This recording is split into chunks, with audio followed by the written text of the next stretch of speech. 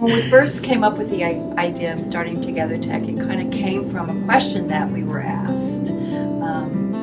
We had an individual ask us, over the last 20 years, what changes have occurred in the way that we're supporting people with disabilities. And I think what we actually found is there weren't a lot of changes in the way that we supported individuals. Maybe we got better at providing that 24-hour level of support, but people that started with 24 hours a day staff still had 24 hours a day staff 20 years later. For years, we've preached to the individuals we support, this is their home, and it is their home.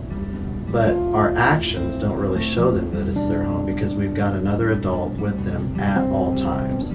So our actions need to catch up with the words we've been saying for 20 years. When we say this is your own home, our actions need to match that. And the only way we can do that is by removing staff and letting them truly experience their own home. Well, because we're adults, we want to be on our own and see how we like it. It's fun to have, just to be, without staff all night.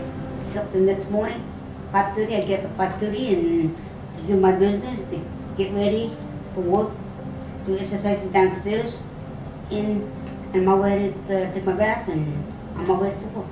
I stay by myself, and I stay here until staff arrives, and I get up. She'll hear me get up anyway. She'll hear me get up, or if I'm doing something, I let the staff rings the doorbell. I keep the doors locked at night. Good. And stuff, and make sure everything's locked before staff leaves and staff arrives. Yeah, because it'll be safe, and we have the sensors.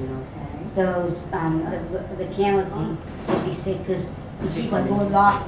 After Glenn leave at 10, she locks the door behind her, and we stay in our beds, and I'm happy about it.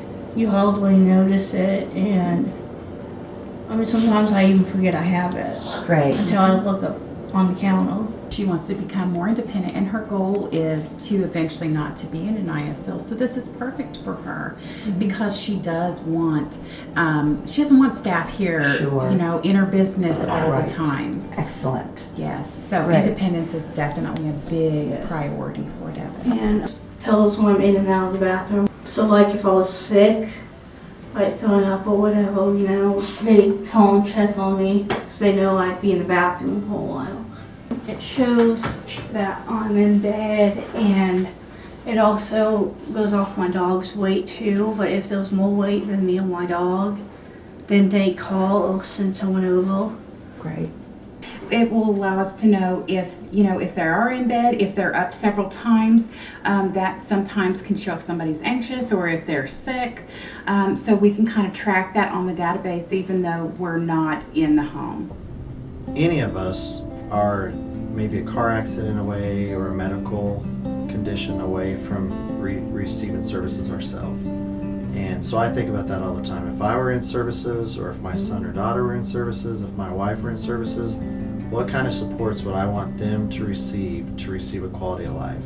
And I can absolutely say 100% I would want this technology in their home. Because without it, I'm going to have another adult in my son's home or in my daughter's home 24 hours a day, 7 days a week. It's not natural. They're not going to be independent. Their quality of life is going to lack. And I just don't think they're going to grow as a person. I don't think that they're going to feel like they can grow as an adult because they've got somebody hovering over them at all times.